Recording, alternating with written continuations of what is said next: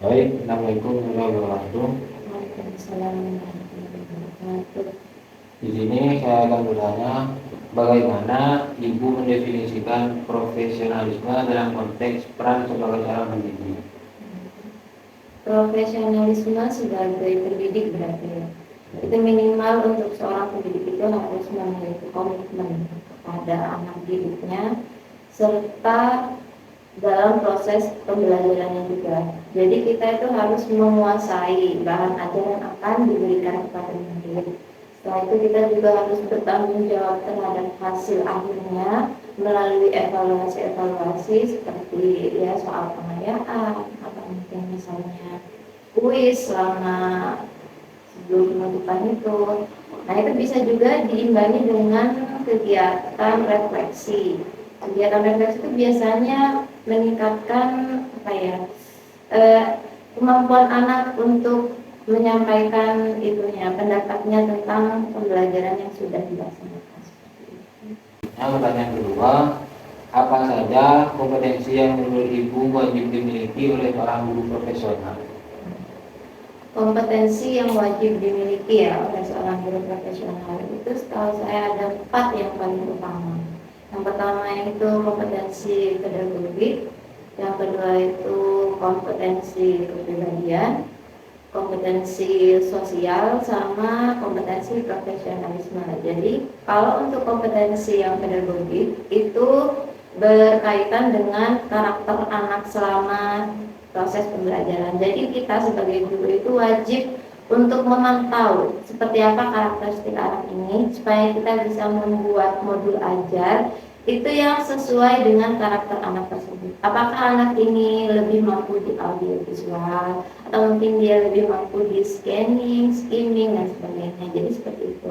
Untuk kompetensi yang kedua yaitu kompetensi kepribadian, ini lebih ke kepribadian gurunya sebenarnya sebagai teladan untuk murid-muridnya. Jadi kita sebagai guru itu wajib mencontohkan sikap sopan dan santun, sikap baik, ramah dan jujur sehingga bisa ditiru sama murid-muridnya seperti itu. Untuk kompetensi yang ketiga itu ada kompetensi sosial. Ini lebih ke interaksi ya. Jadi kemampuan anak untuk berinteraksi dengan warga sekolah lainnya, bukan hanya temannya saja, tapi dengan penjaga sekolah juga, mungkin dengan tukang kebun juga, itu juga perlu diperhatikan. Baik, selanjutnya pertanyaan ketiga, bagaimana Ibu menerapkan prinsip-prinsip profesionalisme dalam kegiatan belajar mengajar? Untuk proses belajar sehari-hari di kelas biasanya saya itu menerapkan itu meningkatkan keaktifan anak maksudnya. Jadi meminta siswa itu untuk terlibat langsung sehingga diskusi di dalam kelas itu hidup. Jadi bisa saling memberikan jawaban dan saling bertanya juga. Jadi bisa saling bertukar informasi seperti itu. Pertanyaan selanjutnya, pertanyaan keempat, dalam pandangan Ibu, sejauh mana pelatihan dan pengembangan profesi berkontribusi terhadap peningkatan profesionalisme guru? Itu kontribusinya besar sekali ya, karena acara seperti itu bisa meningkatkan kinerja guru. Jadi guru itu lebih semangat untuk menyusun modul ajar yang bisa meningkatkan kreativitas anak juga dalam belajar. Jadi tidak monoton dan membuat anak itu lebih aktif di dalam kelas seperti itu. Juga bisa membuat setiap pendidik itu mempunyai bakat-bakat mengembangkan teknik-teknik pembelajaran yang inovatif juga dan meningkatkan kinerja gurunya juga seperti itu. Jadi pertanyaan selanjutnya, apa saja tantangan yang Ibu hadapi dalam menjaga profesionalisme dan bagaimana cara mengatasinya? Tantangan yang paling sering ditemui itu pasti tentang memahami karakter anak. Karena dalam satu ruangan itu biasanya terdiri dari 20 lebih muridnya, itu memiliki karakter yang hampir berbeda setiap anaknya. Jadi kita sebagai pendidik yang profesional itu diminta untuk bisa memahami karakteristik anak sehingga kita juga bisa mengembangkan modul ajar yang sesuai dengan karakteristik anak tersebut. Jadi anak tersebut tidak merasa tidak dihargai atau tidak diperhatikan oleh gurunya. Baik, pertanyaan selanjutnya, bagaimana ibu menjaga etika profesi baik dalam hubungan dengan siswa, rekan kerja maupun orang tua siswa? Hubungan etika dengan murid itu biasanya saya lakukan dalam hal saling menghargai saja. Jadi saya menghargai setiap usaha peserta didik saya setiap dia selesai mengerjakan tugas atau mungkin berusaha untuk menjawab pertanyaan yang saya berikan walaupun tidak sesuai dengan yang saya inginkan hasilnya, tapi setidaknya mereka masih mau berusaha dan usaha itu yang saya hargai. Kalau untuk etika hubungan kepada rekan kerja berarti sesama guru itu biasanya saling menghargai dan juga kerjasama. Saling menghargai karena kita juga memiliki perbedaan pendapat dalam mengajar. Mungkin saya lebih suka cara diferensiasi dan mungkin teman saya lebih suka cara yang langsung menyeluruh satu kelas seperti itu. Ya tidak apa-apa, tetap saja ada manfaatnya masing-masing. Cuman kita juga tidak bisa menyalahkan atau membenarkan satu sama lain. Juga kerjasama dalam membandingkan mungkin modul ajar atau teknik inovatif yang kita pakai seperti itu. Jadi kita tetap sharing, tidak monoton di satu teknik saja. Untuk hubungan etika dengan wali murid saya rasa itu lebih ke kerjasama dan profesional seperti itu.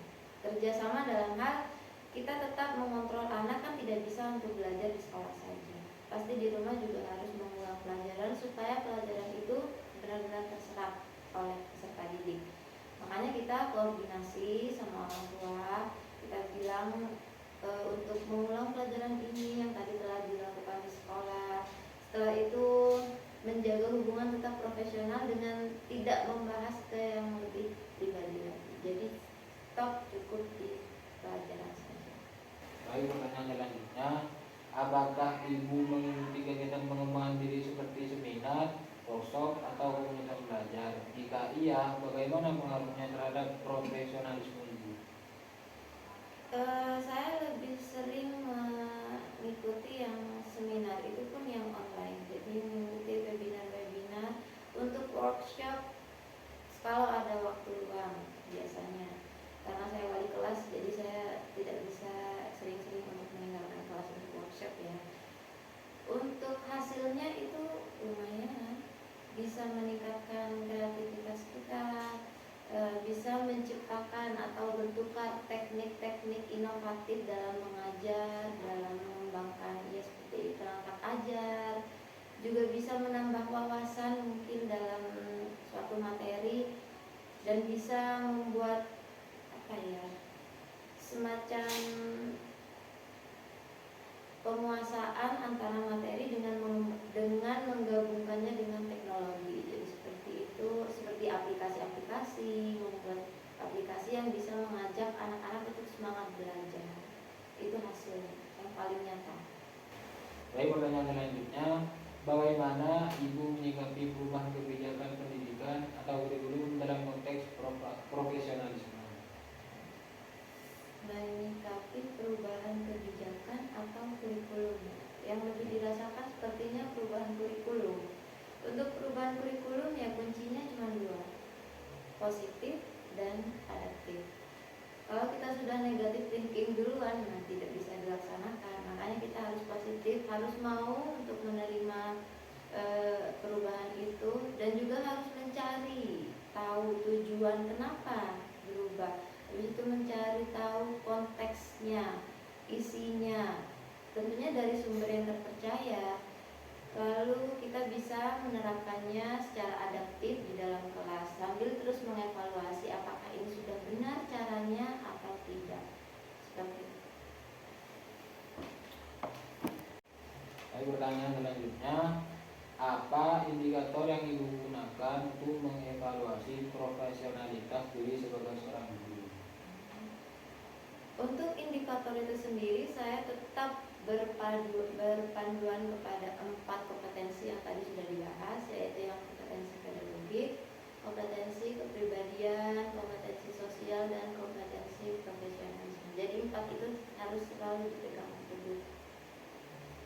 Pertanyaan terakhir, apa harapan Ibu terhadap sistem pendidikan dalam mendukung dan meningkatkan profesionalisme guru di masa depan?